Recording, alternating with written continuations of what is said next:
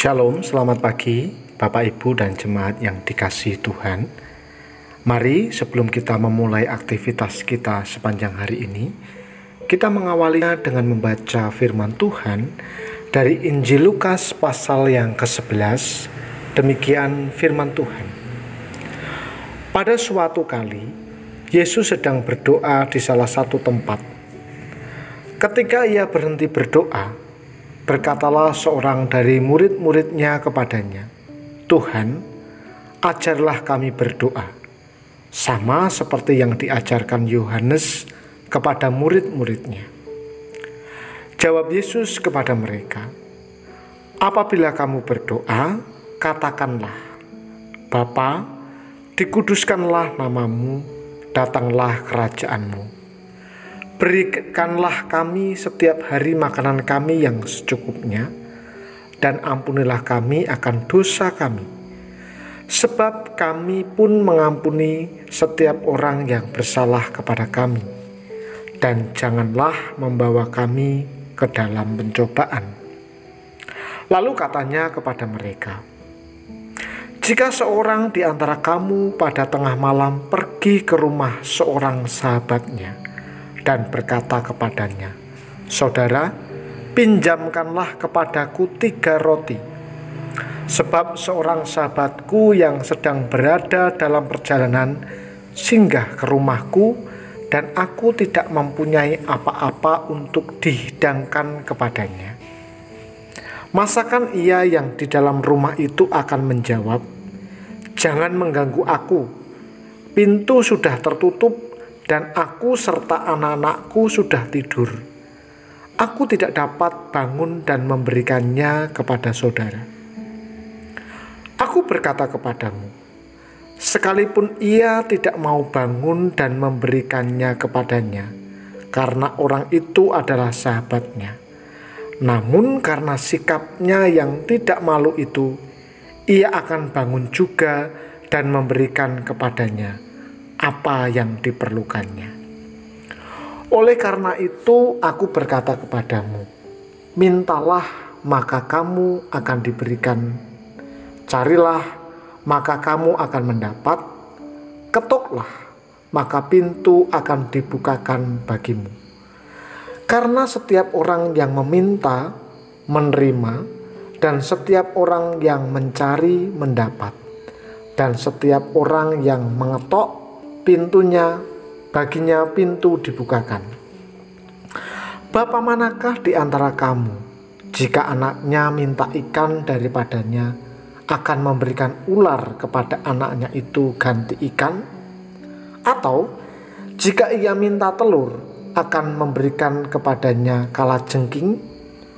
Jadi jika kamu yang jahat tahu memberi pemberian yang baik kepada anak-anakmu, apalagi Bapamu yang di surga, ia akan memberikan Roh Kudus kepada mereka yang meminta kepadanya." Pada suatu kali, Yesus mengusir dari seorang suatu setan yang membisukan. Ketika setan itu keluar, orang bisu itu dapat berkata-kata, maka heranlah orang banyak. Tetapi ada di antara mereka yang berkata, ia mengusir setan dengan kuasa Beelzebul, penghulu setan. Ada pula yang meminta suatu tanda dari surga kepadanya untuk mencobai dia. Tetapi Yesus mengetahui pikiran mereka lalu berkata, "Setiap kerajaan yang terpecah-pecah pasti binasa, dan setiap rumah tangga yang terpecah-pecah pasti runtuh. Jikalau iblis itu juga terbagi-bagi dan melawan dirinya sendiri, bagaimanakah kerajaannya dapat bertahan? Sebab kamu berkata bahwa aku mengusir setan dengan kuasa Beelzebul. Jadi jika aku mengusir setan dengan kuasa Beelzebul, dengan kuasa apakah pengikut-pengikutmu mengusirnya? Sebab itu merekalah yang akan menjadi hakimmu. Tetapi jika aku mengusir setan dengan kuasa Allah, maka sesungguhnya kerajaan Allah sudah datang kepadamu.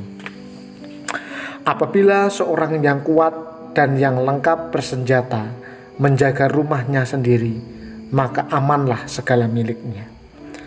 Tetapi jika seorang yang lebih kuat daripadanya menyerang dan mengalahkannya, maka orang itu akan merampas perlengkapan senjata yang diandalkannya dan akan membagi-bagikan rampasannya. Siapa tidak bersama aku, ia melawan aku. Dan siapa tidak mengumpulkan bersama aku, ia mencerai-beraikan. Apabila roh jahat keluar dari manusia, ia pun mengembara ke tempat-tempat yang tandus mencari perhentian. Dan karena ia tidak mendapatkannya, ia berkata, "Aku akan kembali ke rumah yang telah kutinggalkan itu." Maka pergilah ia dan mendapati rumah itu bersih, tersapu, dan rapi teratur. Lalu ia keluar dan mengajak 7 roh lain yang lebih jahat daripadanya. Dan mereka masuk dan berdiam di situ. Maka akhirnya keadaan orang itu lebih buruk daripada keadaan semula. Ketika Yesus masih berbicara, berserulah seorang perempuan dari antara orang banyak dan berkata kepadanya, "Berbahagialah ibu yang telah mengandung engkau dan susu yang telah menyusui engkau."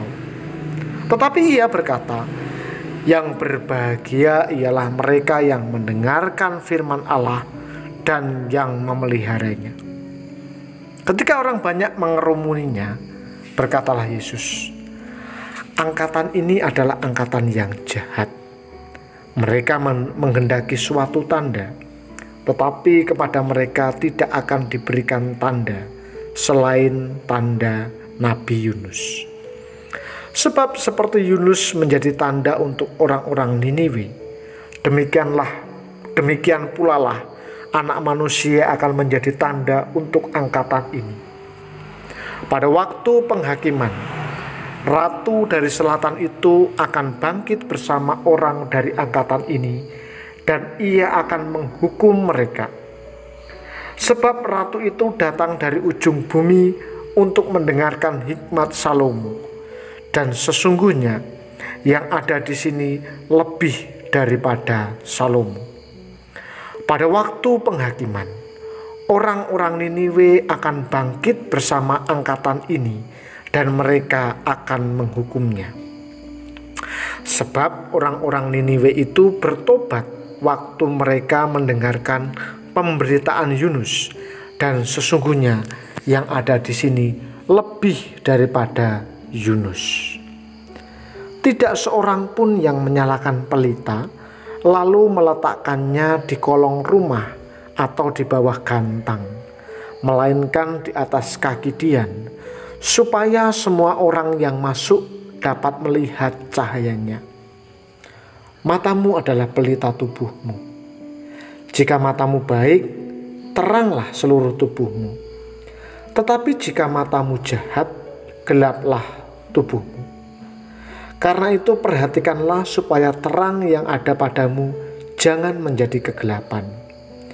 Jika seluruh tubuhmu terang dan tidak ada bagian yang gelap, maka seluruhnya akan terang, sama seperti apabila pelita menerangi engkau dengan cahayanya. Ketika Yesus selesai mengajar, seorang Farisi mengundang dia untuk makan di rumahnya. Maka masuklah ia ke rumah itu, lalu duduk makan. Orang Farisi itu melihat hal itu dan ia heran, karena Yesus tidak mencuci tangannya sebelum makan. Tetapi Tuhan berkata kepadanya, "Kamu orang Farisi, kamu membersihkan bagian luar dari cawan dan pinggan, tetapi bagian dalammu penuh rampasan dan kejahatan. Hai orang-orang bodoh, bukankah Dia yang menjadikan bagian luar, Dia juga yang menjadikan bagian dalam?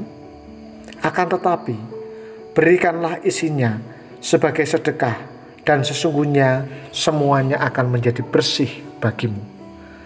Tetapi celakalah kamu, hai orang-orang Farisi, sebab kamu membayar persepuluhan dari selasih, inggu, dan segala jenis sayuran. Tetapi kamu mengabaikan keadilan dan kasih Allah. Yang satu harus dilakukan dan yang lain jangan diabaikan. Celakalah kamu, hai orang-orang Farisi, sebab kamu suka duduk di tempat terdepan di rumah ibadat dan suka menerima penghormatan di pasar. Celakalah kamu, sebab kamu sama seperti kubur yang tidak memakai tanda.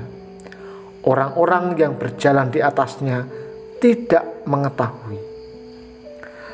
Seorang dari antara ahli-ahli Taurat itu menjawab dan berkata kepadanya, "Guru, dengan berkata demikian, engkau menghina kami juga." Tetapi ia menjawab, "Celakalah kamu juga, hai ahli-ahli Taurat, sebab kamu meletakkan beban-beban yang tak terpikul kepada orang, tetapi kamu sendiri tidak menyentuh beban itu dengan satu jari pun. Celakalah kamu, sebab kamu membangun makam nabi-nabi, tetapi nenek moyangmu telah membunuh mereka. Dengan demikian, kamu mengaku bahwa kamu membenarkan perbuatan-perbuatan nenek moyangmu, sebab mereka telah membunuh nabi-nabi itu dan kamu membangun makamnya. Sebab itu hikmat Allah berkata, Aku akan mengutus kepada mereka nabi-nabi dan rasul-rasul, dan separuh dari antara nabi-nabi dan rasul-rasul itu akan mereka bunuh dan mereka aniaya, supaya dari angkatan ini dituntut darah semua nabi yang telah tertumpah sejak dunia dijadikan, mulai dari darah Habel sampai kepada darah Zakaria yang telah dibunuh di antara mezbah dan rumah Allah.